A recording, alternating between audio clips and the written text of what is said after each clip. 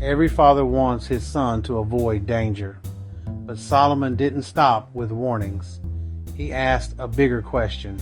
What if the greatest goal isn't simply avoiding evil, but becoming a man who naturally rejects it? That's exactly what Proverbs teaches. Today we're going to discover 6 powerful pursuits every son should chase with all his heart and don't leave before the end. Because Solomon saves the most important pursuit for last, the one that determines every decision you'll ever make. Proverbs never portrays life as simply avoiding bad choices. Instead, it paints 2 completely different paths. On one road stands the foolish son. On the other stands the wise son. Notice Solomon's language. Instead of embracing temptation, instead of following the wicked crowd, instead of chasing the adulterous woman, but you, my son, treat wisdom like family. Proverbs 7 verse 4 says, "Say to wisdom, you are my sister." That isn't poetic exaggeration. It's describing intimacy. Know wisdom, love wisdom, protect wisdom. Then Proverbs 3 reminds us that wisdom is more valuable than silver, gold, or precious jewels. Why? Because money can buy comfort, but wisdom protects your future. And if wisdom is the greatest treasure, what attitude allows a young man to actually receive it? That's where Solomon goes next. Pursue humility instead of pride. Proverbs attacks pride relentlessly because pride refuses correction. Pride says, "I already know." Humility says, "Teach me." Proverbs 11 verse 2 declares, "When pride comes, then comes disgrace. But with humility comes wisdom." Notice, honor doesn't begin with talent. It begins with teachability.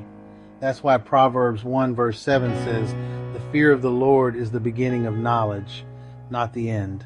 The beginning. A wise son never graduates from learning. He welcomes correction. He admits mistakes. He understands that God knows more than he ever will. But what good is wisdom if nobody can trust your words? That's Solomon's next lesson. A reputation takes years to build and seconds to destroy. Proverbs 12 verse 22 says, "Lying lips are an abomination to the Lord, but those who deal faithfully are his delight." Notice the contrast. The issue isn't simply lying, it's becoming trustworthy. Can people believe you? Do your private decisions match your public image? Integrity means you're the same person, whether anyone is watching or no one is watching, because God always is. Retention loop. But even honest people can destroy relationships unless they learn one more discipline. Have you noticed something? Fools always seem to have drama everywhere they go. Arguments follow. Proverbs says that's no accident. Proverbs 29 verse 11 declares, "A fool gives full vent to his spirit, but a wise man quietly holds it back." Then Proverbs 15 verse 1 gives one of Scripture's greatest principles. A gentle answer turns away wrath. Notice, strength isn't yelling louder. Strength is controlling yourself. Anyone can lose their temper. Few people can control it. The wise son becomes the calmest person in the room. But self-control isn't only about emotions. It also affects your work ethic. And Solomon has an unusual teacher waiting. Look to the ant. Imagine learning life lessons from an ant. Yet that's exactly what Solomon commands. Proverbs 6 says, "Go to the ant, you sluggard." The ant doesn't wait to be supervised. It simply works, day after day, quietly, consistently. Proverbs 13, verse 4 reminds us, "The soul of the diligent shall be made rich." Notice, God rarely praises shortcuts. Instead, he blesses discipline, daily effort, faithful consistency, small investments, repeated over time.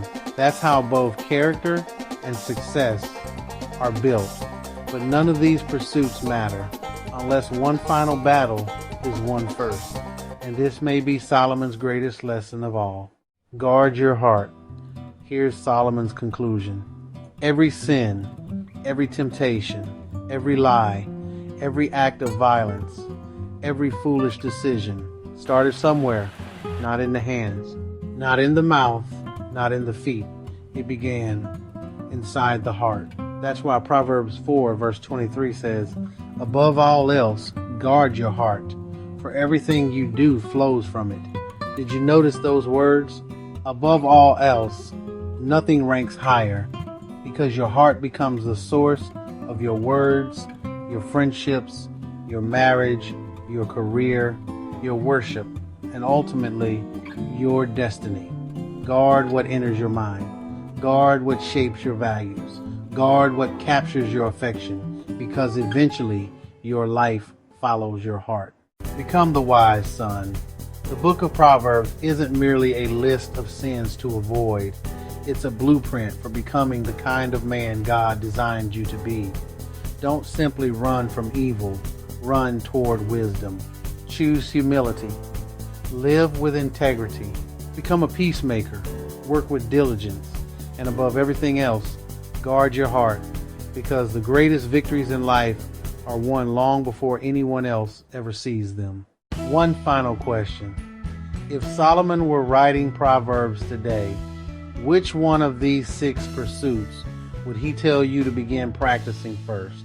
Leave your answer in the comments, because your response may reveal exactly where your greatest opportunity for growth begins.